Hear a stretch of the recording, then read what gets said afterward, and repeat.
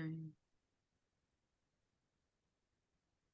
Let me go ahead and get your bio back up.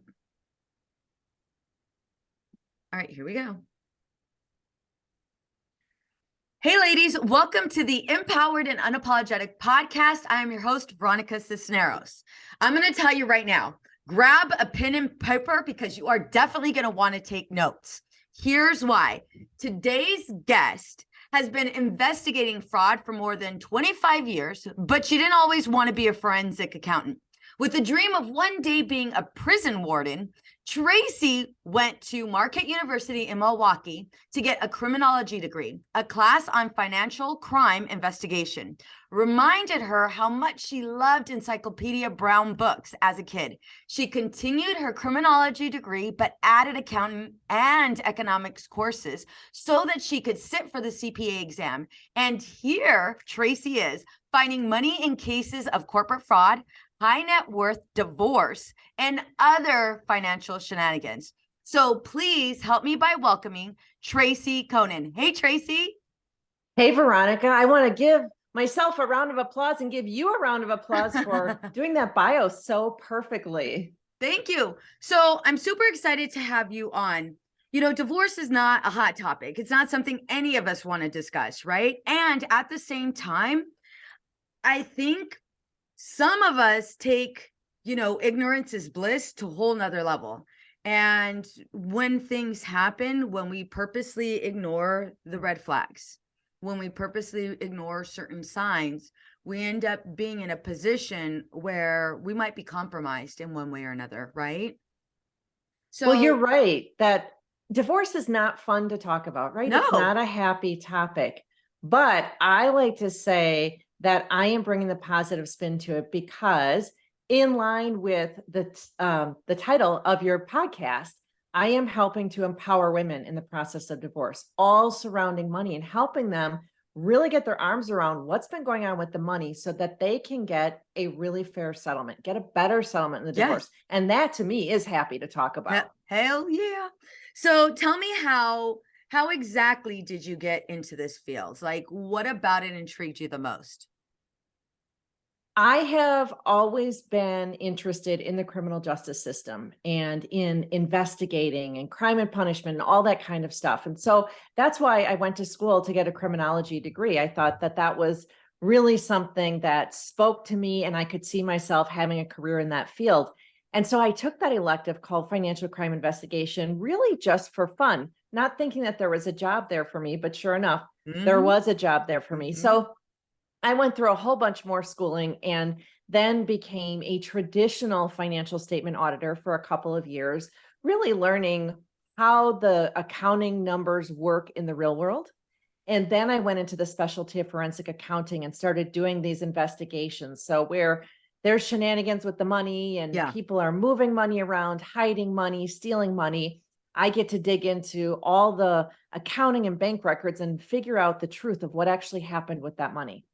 Can you give us a case in where, your heart went out to this woman and, you wanted, obviously with every single one of your clients, I'm sure, you want to definitely help them. You want to do everything. You want to do your due diligence. But can you give us a case where, it's something that is quite common, but most of us aren't prepared for? Ooh, that's a really good question. So when you say, can you give us a case about a woman? The first thing that popped into my mind was not a divorce case, because as you mentioned in the intro, I do other kinds of cases as well. But so this is not a divorce case, but this one is really interesting and important. This was pretty early in my career. I started my business as a consultant to attorneys and their clients in all sorts of, lawsuits related to money. And this woman was an older woman. Her husband had died and they were a very traditional marriage. She was a stay-at-home mom. Their entire marriage, she had stayed at home. She had never even written a check. She knew nothing about their money. Her husband died unexpectedly and she was in retirement years and received, a retirement account with money in it that should have kept her in a decent lifestyle for the rest of her life. It was enough for her to be comfortable with. Mm-hmm. And she got swindled out of that money by a family friend who Whoa. convinced her to invest it in buying an apartment complex. And what he didn't tell her was that he put his name on the deed of the apartment complex. So he owned half of it with her, even though he put no money into it. And he Wow. was wasting the money that she had, taking money of hers just out of her account.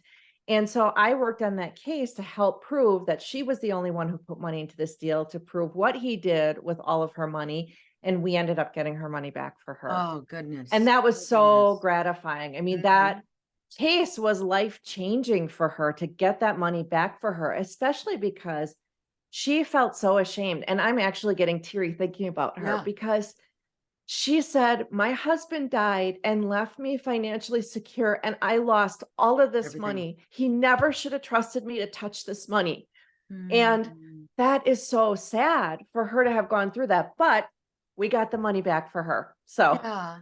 No, this is, it's like you have me like right now, fumbling over yeah, my words, but like this happens. This totally happens. And without someone like you to be their advocate, to go ahead and fight and have that knowledge, to have her back and come clear on the other side. I mean, I'm wondering how many women get stuck in this position and this is not the case. They are out of that money, whether it be through divorce, whether it be through losing, their husband. And so can you tell us what exactly do we need to know?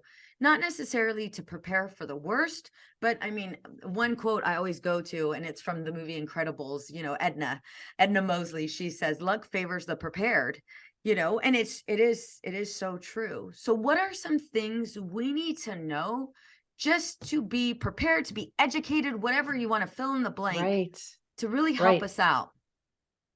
If you're married, even if you don't even have divorce on your radar, you think everything's going fine, it doesn't matter what state your marriage is in.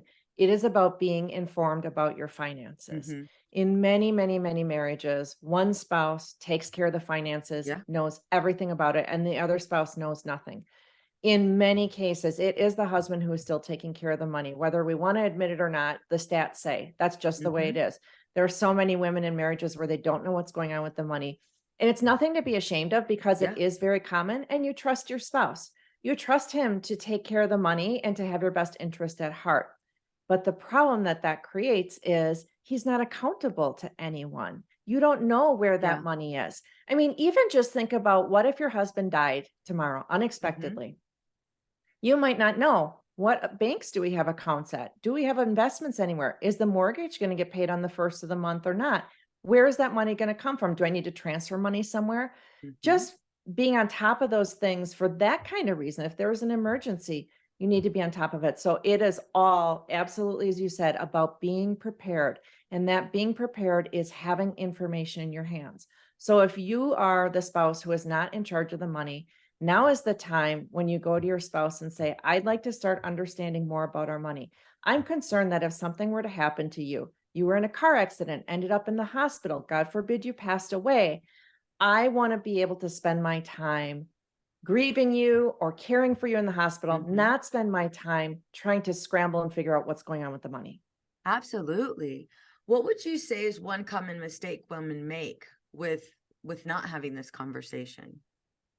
It's really, well, the mistake is just being too hands off, Mm-hmm. right? Mm-hmm. Right. You need to know how much money you have. You need to know, what is that mortgage every month?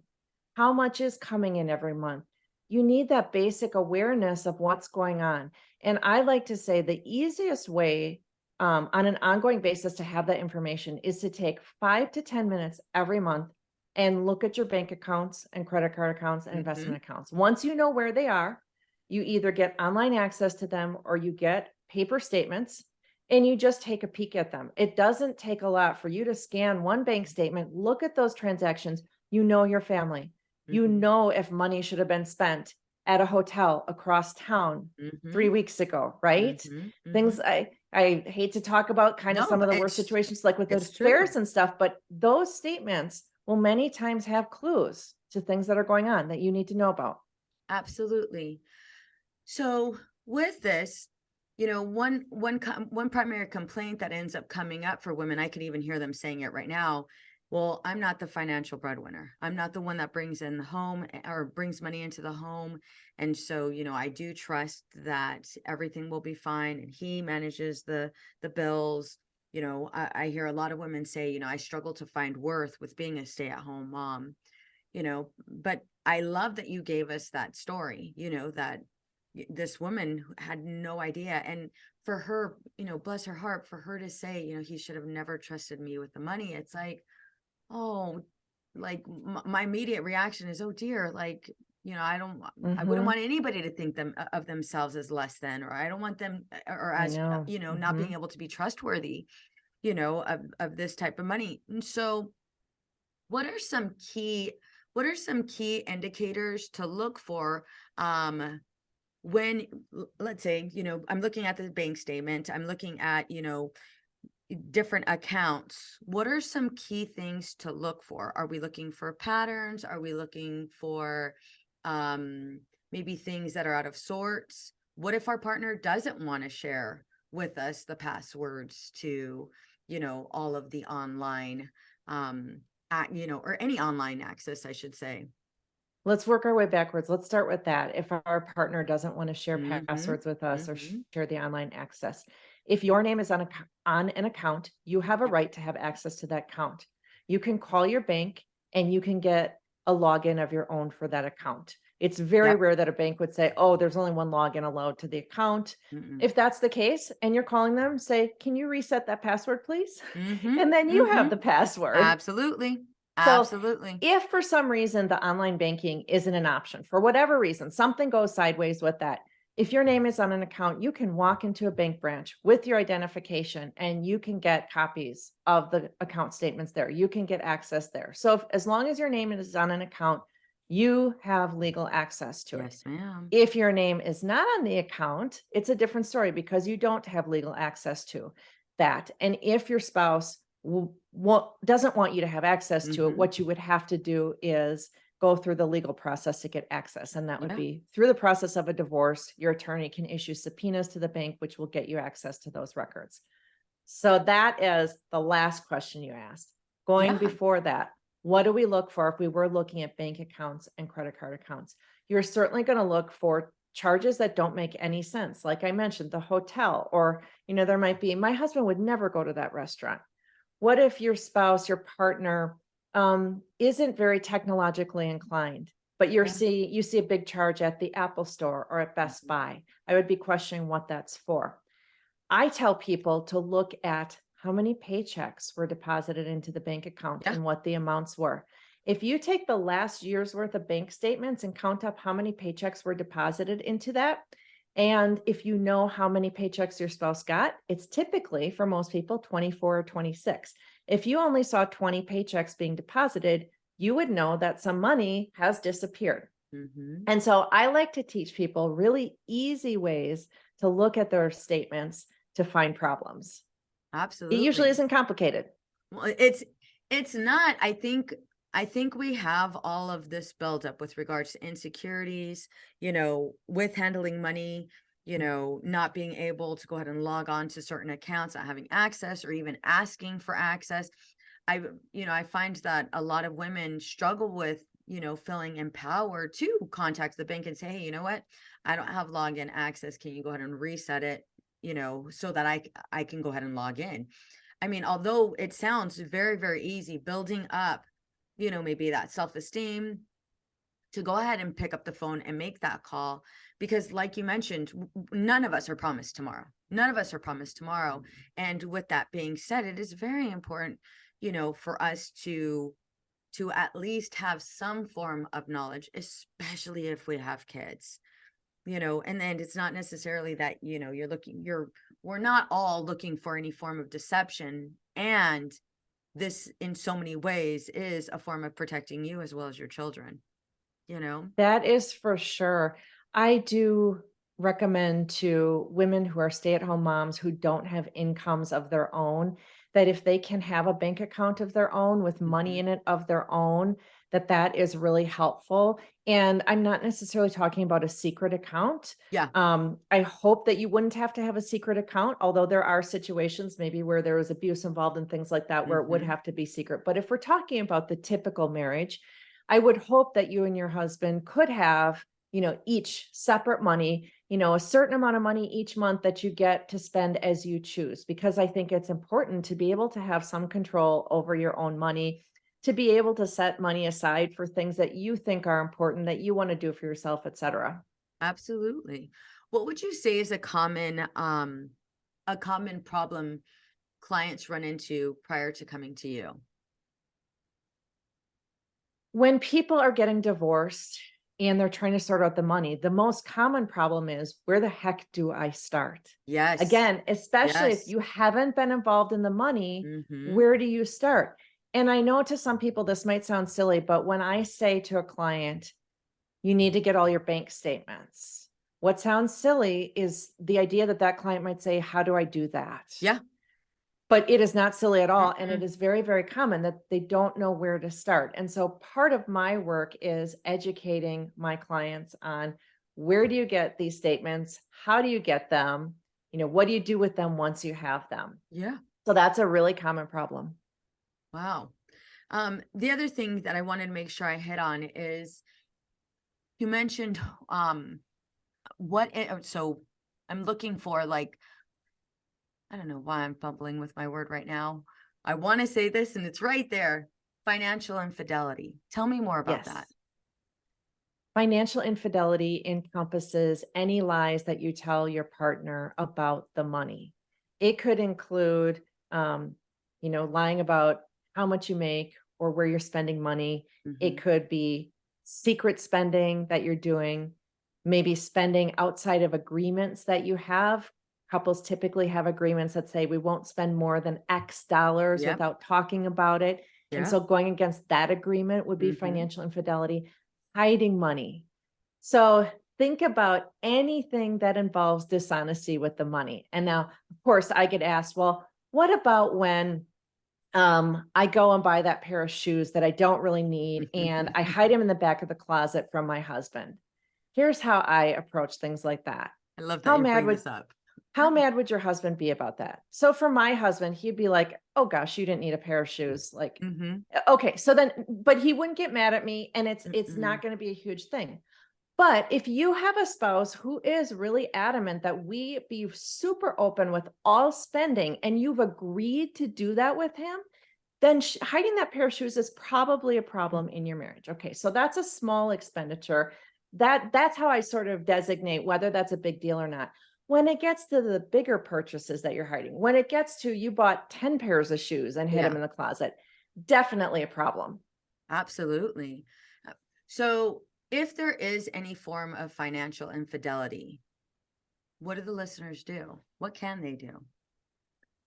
It is really about protecting yourself.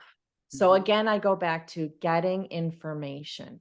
Bingo. Let's say you are in a position, you believe your husband is committing financial infidelity, and you are contemplating divorce, you're on the road to divorce, you are early into divorce. You want to gather as much information as you can. And I always say that we want to do that in the dark of the night. So that means if there are financial documents in your house, tax returns, statements, insurance policies, anything of a financial nature, you want to get copies of those and put those copies in a safe place. Take those original documents, put them back exactly where you found them. If the documents are online because you're going into online banking, go ahead and download all the statements that you're able to get. Do Mhm. it quietly, save them somewhere safe and protected, like Google Drive or Dropbox, something like that, where it's secured and it couldn't be deleted off a computer. So getting that information is really, really important, because even though you will eventually get all that kind of information, if you do go down the path of divorce, your attorney can get all sorts of things with subpoenas. It's so much easier if you have that Up information front. right up front. And Mhm. so gathering the statements and then starting to look through them and see what you notice. Is there proof there of financial Yeah. infidelity? Again, you know your family spending patterns. You will have a pretty good idea. Or if you see something like there was a $10,000 cash withdrawal from your bank account, and Mm-hmm. that money seemed to disappear into thin air, and you have no idea what that could have been spent on because you know you didn't put a down payment on a car, you know you didn't put a down payment on the house, you know you didn't open an investment account with it. If you're pretty certain you don't know where that money went, you've got a problem. So I want you looking for things like that. Absolutely. So when do we know to contact you? Well, that's a really great question. So, you may have family or friends who you're confiding in about your Mm-hmm. situation, about your potential or current divorce.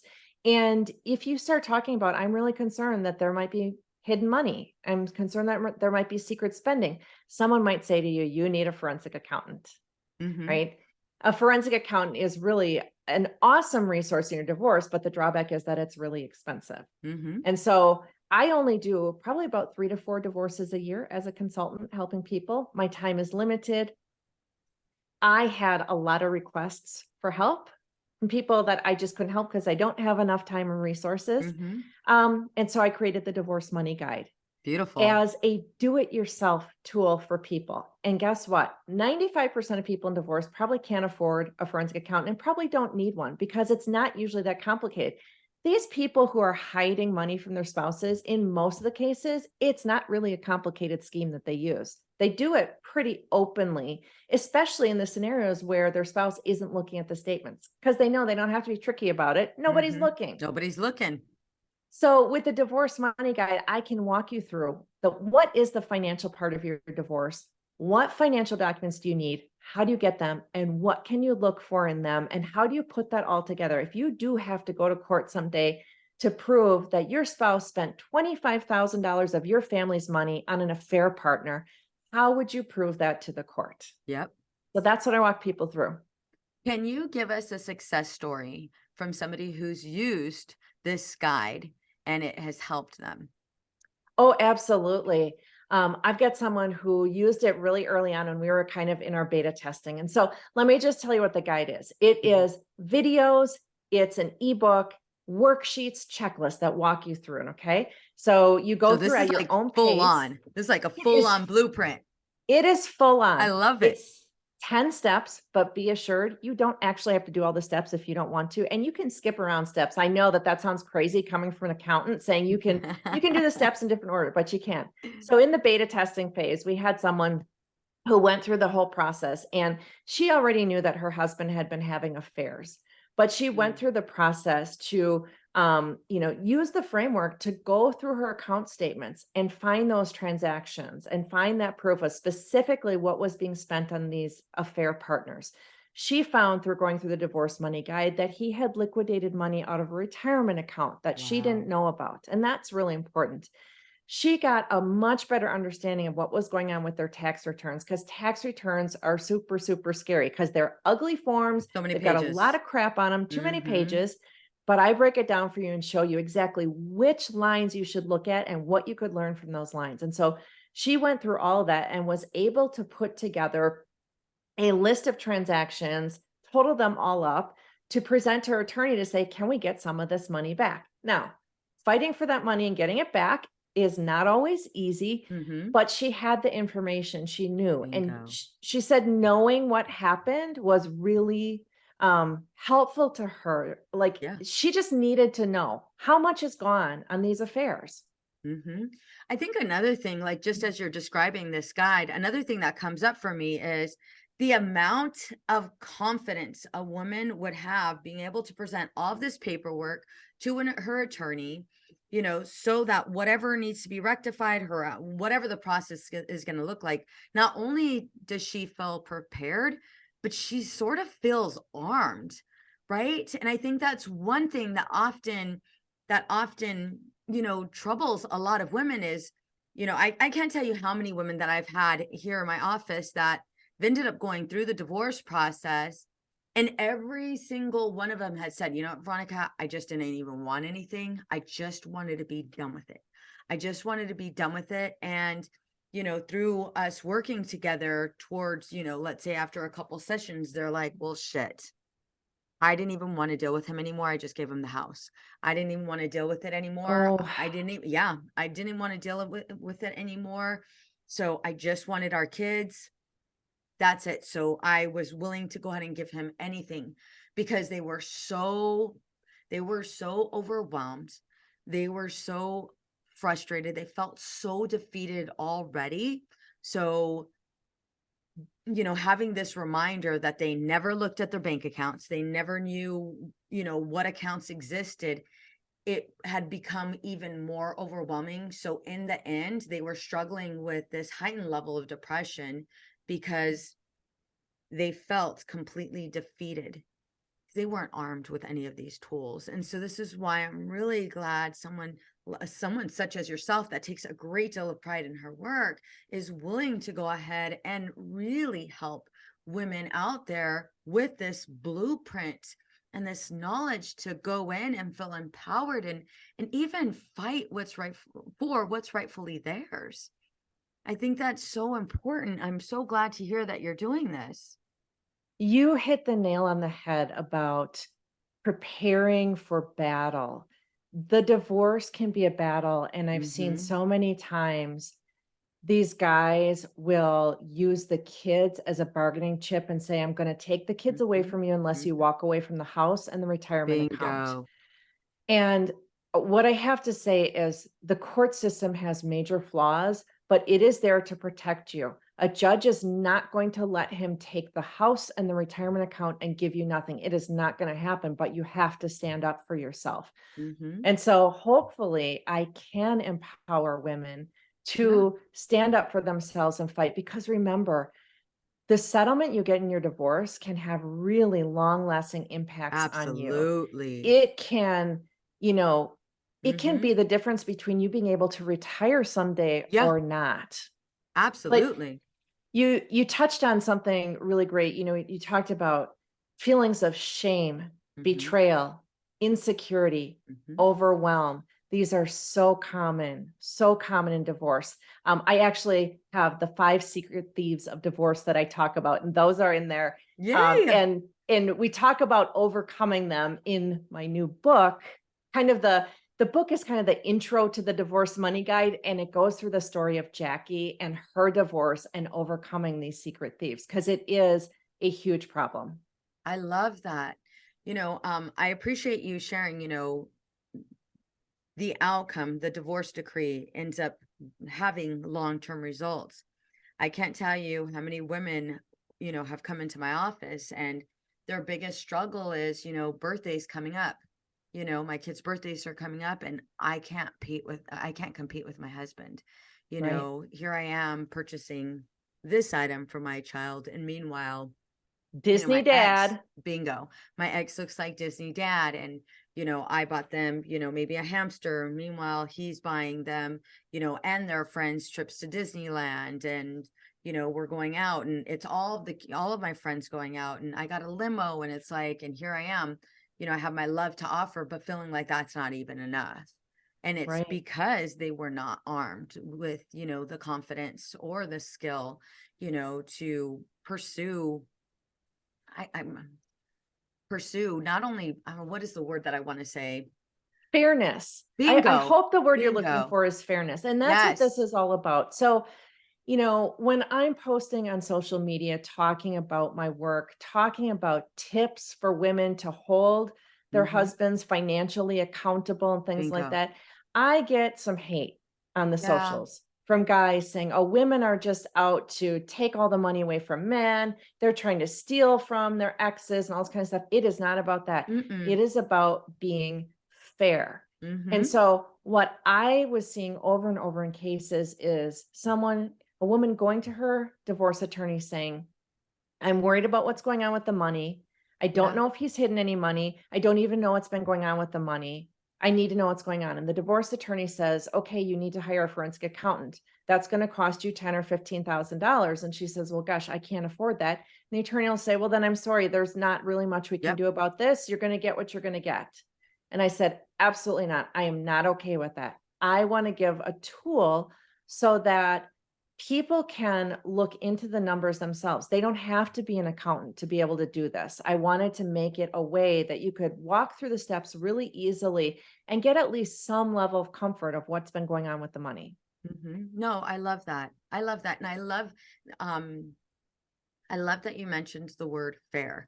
And the reason why is because the women that you and I are talking about right now, they're not out to go ahead and get them and, I'm going to show him and I'm going to make him pay. No, these are women that are like, you know what? I'm just so fed up. I'm done with this process.